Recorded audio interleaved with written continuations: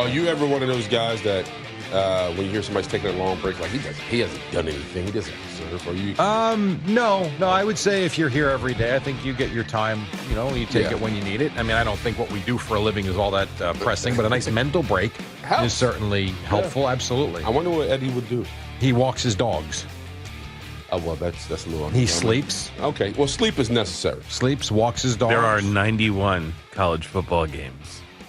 Are you excited about college football? He loves college football. This Eddie, guy, we got to hang out. I told this man, but prior to the show, I'm like, man, this is a big Saturday. College football is arriving. The place is going to be rocking right on time. Labor Day weekend. Like my whole Saturday is wrapped around barbecuing and football. Like I'm giddy. Jerry was like, eh. Yeah, he shot right through my sails. Sorry, it's kind of like much of New York when it comes to the ratings. It's I mean, we watch it a little bit, but I don't.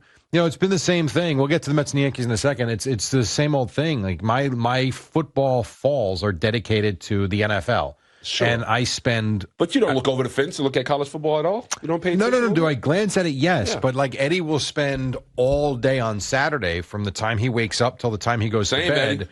Watching college football, and if I do that and then I do it on Sunday, it doesn't work. I mean, it's going to start tomorrow night, by the way. Yeah, no, I'm aware when it starts. It started last weekend, actually. Yes, I know. I was all over that. My point is, if I'm going to spend all day Sunday, I can't spend all day Saturday in front of the TV. Can't do it. I cannot do it, and I've never been able to do it for that reason. I was the type of kid that used to wake up early, get the big bowl of cereal, and be on time to watch Penn State or Michigan or Nebraska. So I still have that kind of gene. I love college football Saturday. Which is great. Yeah. I mean, I'm not. No, but I consider you like a sports enthusiast. I just figured that you just. Will I sit down and watch a game from time to time? Yes. Will I follow Rutgers? Of course. Do you have a college team that you like? Support? I mean, I'll follow Rutgers. Do I have? No, Mike. I went to Jersey State College, so I didn't go to LSU or Alabama or Texas or anything like that. So there's no rivalry in my blood for that. So you never chose a team growing up? No, because we were an NFL family. It is every weekend was the NFL. Like I obviously I loved the Giants growing up because of Lawrence Taylor, but we were. I think I was more grown up. I was more of a college football fan than an NFL fan. Okay. Yeah. I just not in my family. Yeah. It was the NFL all day, every day. Especially watching it on Thursday nights. You watch it on Monday nights, Sundays all day. Yeah. It's hard. It's you have life to live too. But I think it was fun for me because I fell in love with some of those Midwestern teams. Mm-hmm. Like I had Colorado State when they had Van Pelt, or when Nebraska had Scott Frost, or like when those little pseudo teams that nobody really paid attention to, but they always played really hard and scrappy. I used to fall in love with those type of teams. So when Derek Carr was at Fresno State, I was like, oh man, look at this guy go. Sounds awesome. Right. I'm not saying it was, but it was to each his own. Yeah, I just always fell in love. There's a lot to watch. It is. Like if you think about, and obviously that'll lead us into the baseball from last night. If you think about September in New York, and I know baseball's regional. There's no question about it. It's more popular in some spots than it is in others. If you live in New York and you've got a good Met or Yankee team, or hell, as of right now, both, you are locked in on baseball through what you hope is at least middle of October. Correct. I agree with that. So if you've got pennant race baseball going on Saturdays, and then you're trying to follow that with the NFL on Sundays, it's a lot to watch. It's not easy. Yeah. I feel like my weekend's incomplete if I don't watch college football. And you know what? And I applaud you for that. Again, I don't take anything away from you. I know. It's just never been the top of my list ever. I think the way college football is right now, I think maybe you can agree or not agree. Maybe Eddie, because he watches college. I think it's the biggest it's ever been. It probably is. Like from like a fandom and a lead up and kind of momentum. You get 100,000 people in these stadiums. I get it. I just don't watch it. And I was a college game day guy. But like now I have to watch college game day because I just like seeing the pep rallies and all the kids go nuts. It's like its own little spectacle and show. Mm-hmm. And tomorrow, Saturday, the farewell for Lee Corso. I was just watching it. ESPN had it on outside. Be very emotional. It will. I know it will. Like with Dick Vitale, same type of thing. Be very emotional when he calls his last game. Isn't he doing? They got him for doing a few this year, I think. I'm pretty sure. I know. He's come back from cancer a couple of times. He's in his 80s, right? Has to be. Yeah. Has to be. Yeah. And even you talk about emotional, when UB Brown did his last game with Breen. That was tough. Like, those are the end of eras. So I totally understand when that. Those eras come, I guess they come into arrival, do you feel old? No, the first time, to be quite honest with you, that I actually felt older, I'm not going to say old, but older, was when Derek Jeter announced his retirement. And I know we had the whole year that we went through it, but watching him through that, it was the first time I remember thinking to myself, like, I remember him as a prospect coming up as an adult, I'm like the same age as him, and I've seen and witnessed his entire career. And it's like, it's over. I felt old this weekend when I saw Terrell Owens' son score a touchdown. Yeah. In a Niner uniform. I was like, oh. Well, there's a lot of those guys now. The Giants got John Runyon Jr., right? Like, there's a lot of these former players, kids, that are sprinkled out all over the field. It's crazy. Even when I saw Jerry Rice's son, I think he plays for the Broncos. Okay. Scored a touchdown, and I was just like, where am I at? Well, but even think about Brady. How many of the people he used to compete against or had teammates of, and he was playing against their kids? Facts. Right? Yeah, I mean, at the end of his career, point. he's 40 whatever, and you got these 22-year-olds, whether as teammates or you're facing them. It's like, I think it was Antoine Winfield Jr. was Correct. the one specifically. Yeah, I remember his dad when he was with the Vikings. His dad was a dog with the Vikings. So. And there's Brady, still out there winning Super Bowls. Right. Like, yep, I knew your daddy. That's exactly right. You're going to get the same thing. And you do feel old. But, it is very interesting. Anyhow, so that'll lead us into the baseball from last night. And we've got a lot to get to today, but we do have to spend time to start the show on, the Yankees are what they are last night. Giancarlo Stanton, the guy's just awesome to watch. We'll get to them at some point this morning. But I thought a lot from the Met game last night. That was a great game. I think it started early as well with I think it was Ron or Keith was like, is this gamesmanship from Soto when he's, tossing the foul ball between his legs, then calling the timeout. Well, they had that thing with Luzardo in the first. That's what I'm talking about. Okay, yeah. Yeah, and he was ticked off, and he's yelling at the umpire. Did you think that was gamemanship? I don't know. Okay. I thought the timeout, the idea that the umpire actually granted Soto the timeout, I thought was interesting because Luzardo was already took his back step into his windup. Right. So now they made the point on. But Soto was sitting there. Like he stood there. He was kind of waiting. He wasn't. And then he called timeout, and the umpire granted it. Now they made a point too. The home plate umpire was a rookie umpire, so maybe he'll learn from this. He did look young. He was. He looked like he was 14 years old. He was young, and so the whole night started out interesting. I thought Sean Manaea was good, even though scrappy. He was scrappy, and he's not the one that gave up the hits that had the runs come in. I mean, he put Soto in a tough position. There's no question about it. But what I loved about last night was when the Phillies take that 2-0 lead, there was no hesitation. They come right back with the 5 spot. And last night was an interesting game because there were not a lot of hard hit balls. And the Alonso one, you could certainly make the case. Bader had that bomb. Bader did, sure, but there were bloops all over the place in this game. Including in the 9th inning. But I liked the way the Mets fought back, took the lead. Now they give it back, and I don't know what in the hell the Mets do with this Helsley guy, because do you imagine being able to throw the ball 102 miles an hour and not be able to throw it by guys?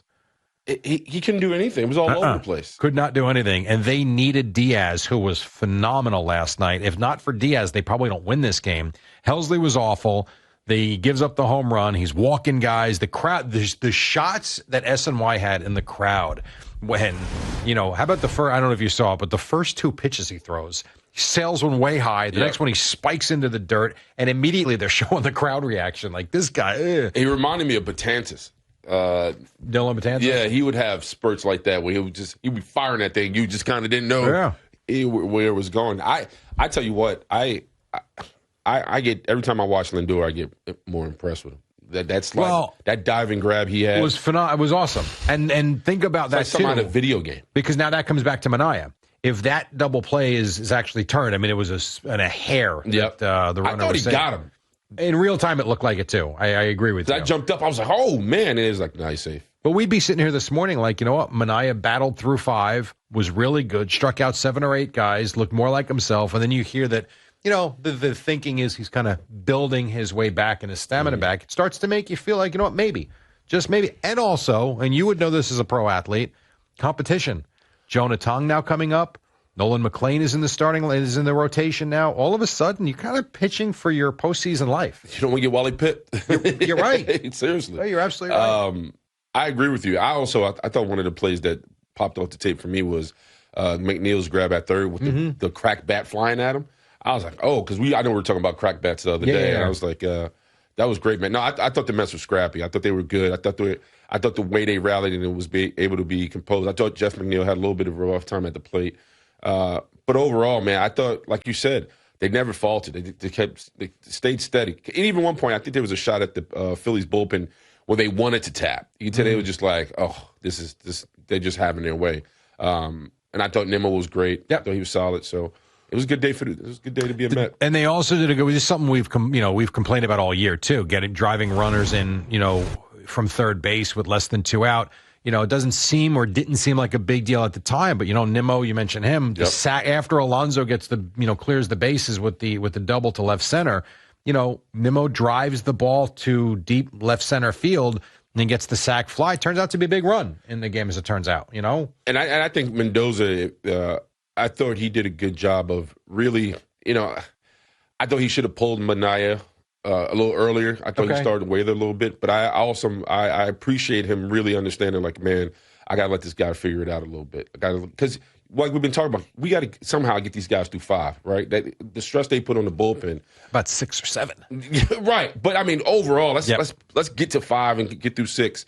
And I thought he left. I would have put Manaea a little bit earlier, but it was well. I thought Soto, when I saw Soto get on the game, I was like, hey, the crowd started standing up. They had, I think, 3 on at the time, 2 on. I was like, I don't know if he's going to get out of this one. It was what it was. So they win the game, and maybe we have our rallying cry. I know we love these goofy things. Mike, last year we had Hawk to a Girl. Well, we had Grimace. Grimace.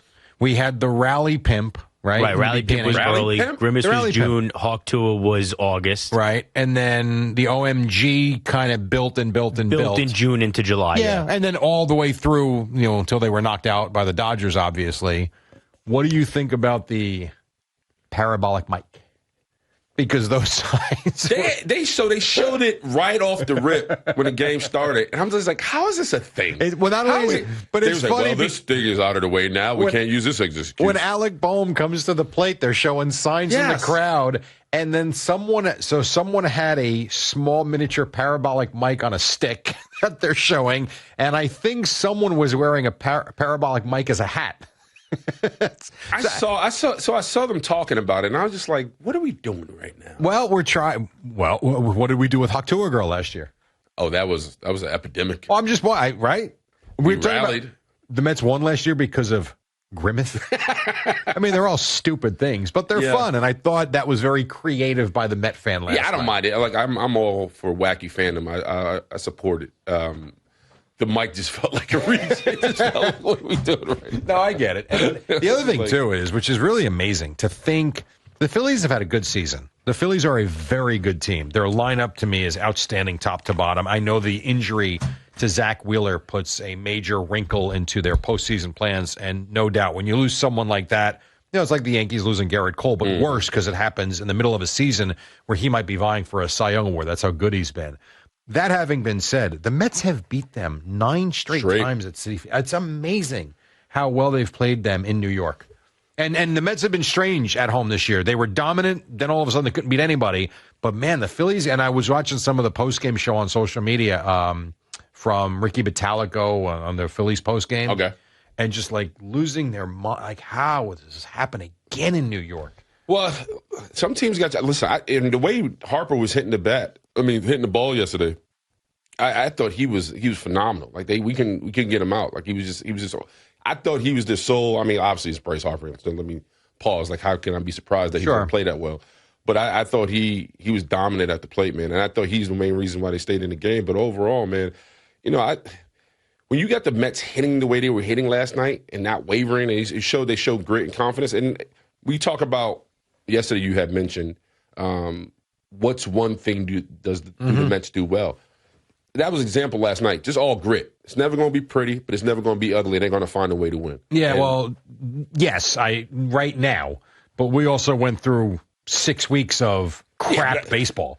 But they've turned it around. You hope so. Yeah. So that's why, I'm not going to look backwards. I'm only going to be present. And last night was an example of that team remaining gritty. You can't really say what they did well. They just won. And back-to-back series wins over the Braves, and now the Phillies go for the sweep now coming up tonight with McClain on the mound. So could be fun. We mentioned the Yankees briefly.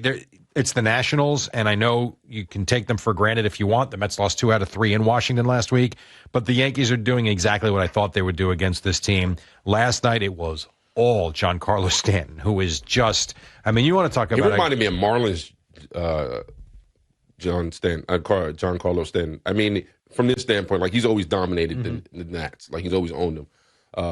So to see him do it yesterday was great. You know, in 51 games, he's got 17 home runs and 46 RBIs. That's what you call, like, right now, their offensive MVP. He has been that good. So is this the best stretch he's had in the regular season as a Yankee? Well, he won an MVP with the Yankees. So I don't know that I would say that. But is this one of the best months he's ever had? Sure. Hard to argue. Yeah. I mean, find me better. I mean, this August for him has been scorching hot. And last night hits the 450-foot home run. The double was big. I believe the double came with 2 out, which was good to see as well. So Yankees take care of business last night. And the Mets, by the way, the Reds lost to the Dodgers. How about, I'm sure you didn't see this, but Clayton Kershaw in August, I couldn't believe this when I saw it. Clayton Kershaw in August is throwing to an ERA of like 1.5, something like really low. And he and the Dodgers beat the Reds. So all of a sudden, now you got some separation again for the Mets in that third wild card spot, and they pull within another game of Philadelphia for first place in the NL East. All right, when we come back, CeeLo is back. He is feeling better, healthy, got the meds in him. He watched the Cowboys documentary, and he is ready to roll. Might have felt a little threatened by Bogus yesterday, so he got his ass here today. So I didn't want to say that because I didn't know how. I wanted to say that. I wanted to start the show off with that, but I didn't want to say. I didn't know if he was going to be sensitive. Well, we will find out coming up in just a moment. It is Willie and Jerry in for Boomer and Gio on the Fan and CBS Sports Network. Don't go away.